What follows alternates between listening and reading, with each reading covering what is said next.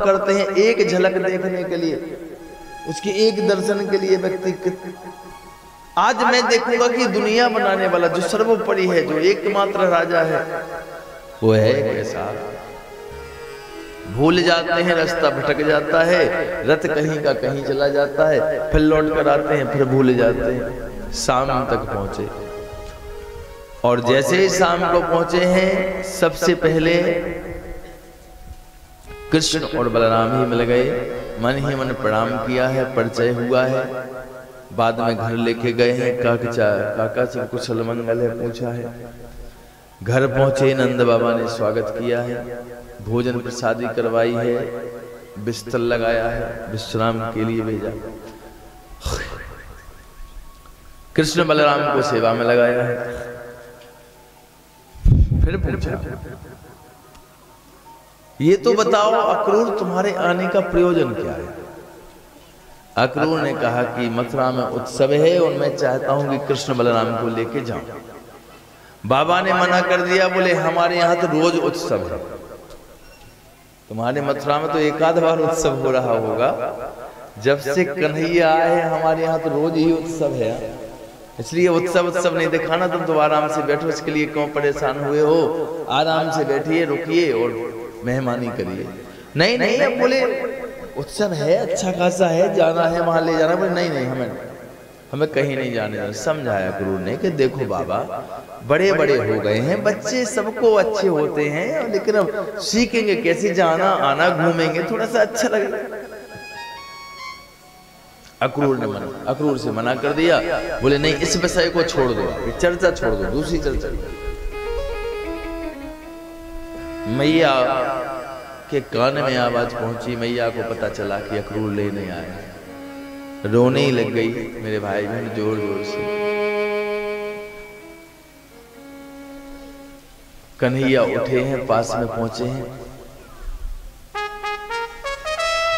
समझाया है, मैया जाने दो ना, क्यों ऐसी चिंता कर रही हो, क्यों रो रही हो।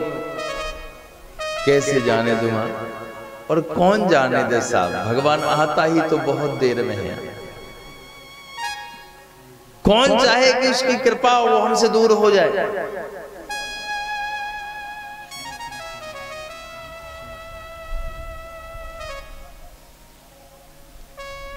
राजा परीक्षित आखिरकार समझाया, रोने लगी मां। अरे उत्सव की तो बात है 2 दिन की, परसों वापस आ जाऊंगा। बस यही एक कमी है भगवान में, परसों की कहकर जाएंगे, अब बरसों नहीं आएंगे। अब नहीं आना परसों। रीझ जाए तो दुनिया की संपत्ति ले लो आप, और अगर खींच जाए ना, मर जाना रो रो के, फिर कृपा होने वाली नहीं। इसलिए प्रयास करते रहना चाहिए कि उसकी कृपा बनी रहे। बाकी दुनिया रूठे संसार में जो मिले ना मिले कुछ, लेकिन एक उसका सहारा जीवन है। क्योंकि वो जब कृपा करता है तो बहुत करता है, बहुत गलती क्षमा करता है, लेकिन जब वो रूठ जाए फिर तुम्हारे रोने गाने से प्रभाव नहीं होता उसके ऊपर। अभी जाएंगे वृक्ष को छोड़ के, खुद की मैया बूढ़ी हो जाएगी, लाठी लेके चलेगी, आंखों से दिखेगा नहीं, रो रो के आंखें की रोशनी चली जाएगी, लेकिन लौट कर नहीं आएगी, कमजोर हो जाएगी। बहुत कठोर है साहब। दुनिया में सबसे सरल है तो भगवान है, और दुनिया में सबसे कठिन है तो भगवान है। अगर दुनिया में सबसे सरल कोई वस्तु है तो भगवान है, और दुनिया में सबसे कठिन कोई वस्तु है तो भगवान। जैसे तैसे मैया को समझाया, हाँ तो नहीं कहा, लेकिन मौन रह गई। वहां से चले हैं और निधि वन में पहुंचे हैं, जहां राधा है। निधि वन में जाकर राधा इंतजार कर रही है। बहुत रात हो गई है, सारी सखी चली गई हैं, आज कृष्ण नहीं आ रहे हैं, सब वहीं पर बैठते हैं, लेकिन राधा नहीं गई। राधा को भरोसा है कि कन्हैया जरूर आएंगे, किसी काम में उलझे हैं। अगर आना नहीं होता तो एक दिन पहले बता के नहीं जाते कि मैं कल नहीं आऊंगा। इंतजार कर, जैसे ही पहुंचे हैं बहुत देर हो गई रात में। दूर से ही कहा, बोले राधा, ओ राधा। राधा ने कहा, कन्हैया आज इतना विलंब कहाँ किया लाला। अरे तुझे पता नहीं है राधा, मैं इस ब्रज को छोड़ के अब जा रहा हूं। राधा ने कहा कि तुझ जैसा झूठा कोई हो थोड़ी सकता है, तो झूठ बोलने की खान है। नहीं राधा, मैं तुझसे झूठ नहीं बोल रहा हूं, मैं इस ब्रज को छोड़ के जा रहा हूं। राधा ने कहा देख यदि तू इससे कह रहा है कि मैं ऐसी बातें करूं तो शायद मैं नाराज हूं, तो विलंब से आया है, तो मैं नहीं हूं नाराज, मैं तुझसे कुछ नहीं कहूंगी। आजा कोई बात नहीं, बैठो। लेकिन ये सब बातें कहो। नहीं राधा, मैं वास्तविक जा रहा हूं, मेरा समय आ गया। अरे ये सब छोड़, मैं नहीं जानती इस दुनिया में सबसे प्यारा हो जिसके बिना हम रह ना सके, जिन्हें वो एक दिन छोड़ के जरूर जाता है संसार। शास्त्र हमसे कहता है कि मोह कम लगाइए संसार में, परमात्मा से मोह ज्यादा रखिए। मोह ही तो दुख का कारण होता है। हम तेरे बिना रह नहीं सकते, तेरे बिना जी नहीं सकते, तू बार बार यही कहता रहता है ऐसा। तुझे क्या लगता है तूने कह दिया छोड़ के जा रहा है, हमसे तो पूछ, हमें गोली सी लगती है ये बात जब तू करता है। भाई जो तुम्हें सबसे ज्यादा प्यारा हो और जब वो कभी कहे कि हम तो तुम्हें छोड़ के चले जाएंगे, वैसे ही कहे तो कितना बुरा लगता है। शब्द नहीं बचते सामने वाले के पास कि वो ये कह सके।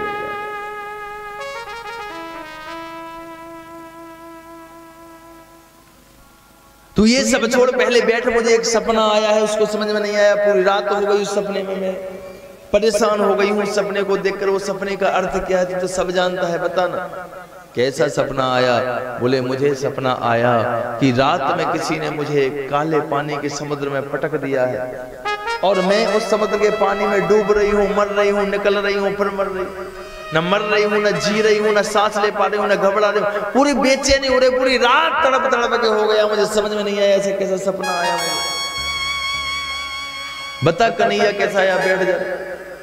कन्हैया ने कहा राधा वो सपना नहीं है, वो हकीकत है। वो समुद्र काले पानी का नहीं है, वो ब्रह का समुद्र है, वियोग का समुद्र है, बिच्छुओं का समुद्र है। और राधा आसानी से नहीं कटेगा, न जी पाओगी, न मर पाओगी, हाँ, न रो पाओगी, न हंस पाओगी। जैसी घबरा रही हो, न जी रही हो, न मर रही हो, ऐसी स्थिति तुम्हारी होगी।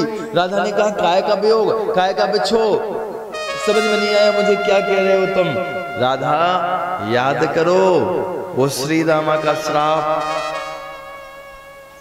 जब एक मित्र मित्र से मिलने गया था और तुमने मिलने नहीं दिया था, उसने श्राप दिया था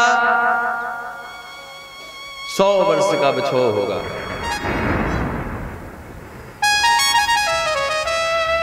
समय आ गया है।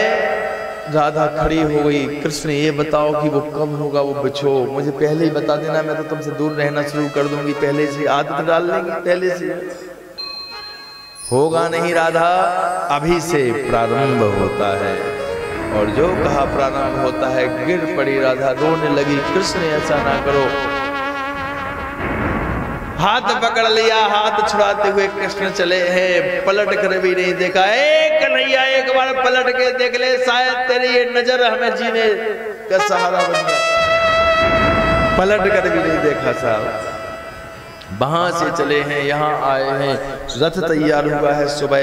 कृष्ण बलराम को लेके अक्रूर रथ लेके चले हैं, मैया को छोड़ दिया, सबको ऐसे ही छोड़ते हुए वहां से चले। आगे चले साहब, पूरा ब्रज का एक एक कंकड़ रो रहा है, वृक्ष रो रहे हैं, गांव में एक एक जीव।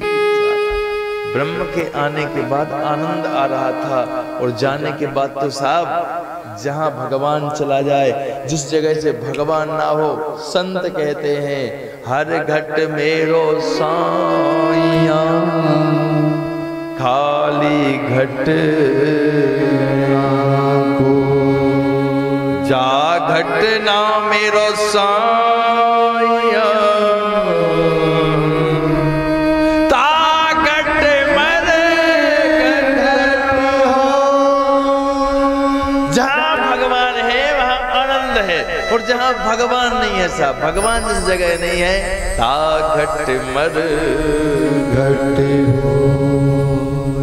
मैं मैं तो यहाँ तक कहता हूँ कि जिस घर में ठाकुर जी नहीं है, जिस घर में तुलसी नहीं है, जिस घर में साहब सत्संग ना होता हो, जिस घर में धूप दीप की सुगंध ना फैलती हो, वो उस घर भी साहब ताघट मरघट हो।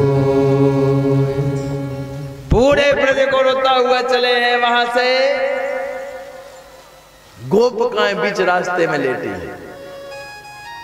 अक्रूर ने रथ रोक दिया। कृष्ण ये क्या है? उतर के कन्हैया ने पूछा, ये गोपी बीच रोड पे क्यों लेटी हो?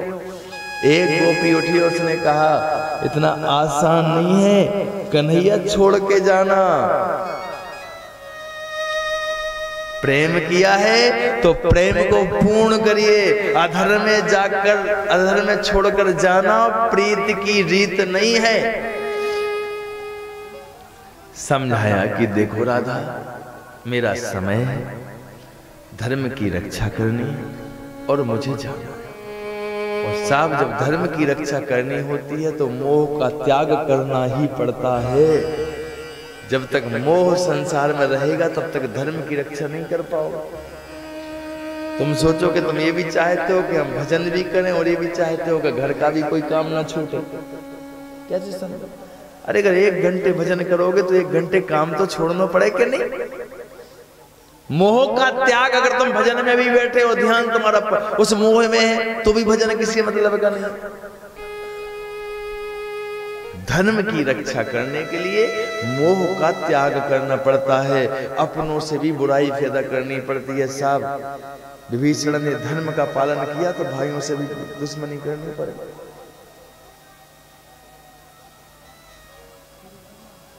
धर्म की रक्षा साहब,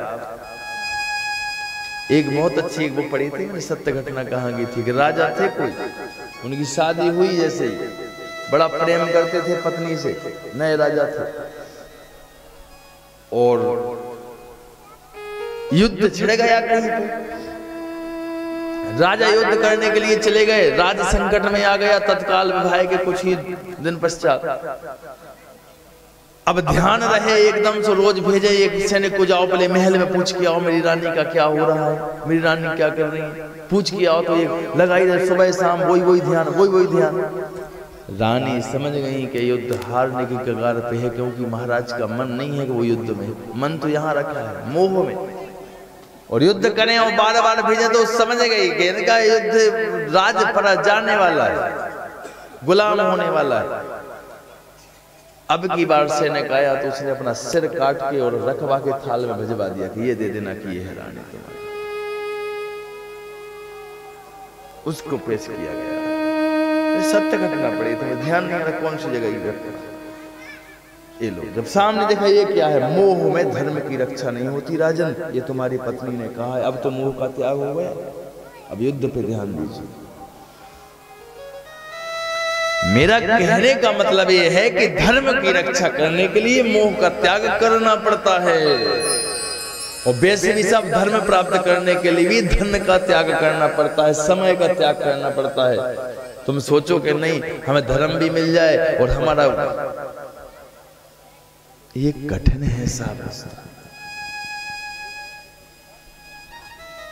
भगवान ने कहा मैं जाऊंगा गोपियों, मैं नहीं आऊंगा लेकिन मेरा दूत आएगा। गोपियों ने कहा ऐसे कैसे जाएंगे? तुझे है पता कि हमने अपना जीवन समर्पित तुझको किया है,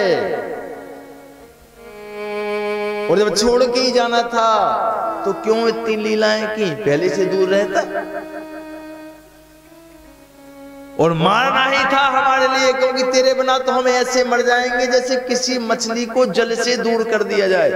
मछली को जल में से बाहर फेंक दिया जाए, उससे कहा जाए कि नहीं जीते रहे ना, तुम्हें जीना है, मरना नहीं है तुम्हें। क्या वो जिएगी? कितने समय तक जिएगी? तुम जाने के बाद हम तड़प तड़प के मर जाएंगे, और मारना ही था तुम्हें तो इस तरह से क्यों मारा? अरे इतने बड़े बड़े निशाचर आए, उनसे क्यों बचाया? इस ब्रज को तभी मर जाने देते? इंद्र का प्रकोप हुआ उस समय सब मर जाते। हंसा हंसा के मारना ये प्रीति की रीत नहीं है कान्हा। प्रेम प्रेम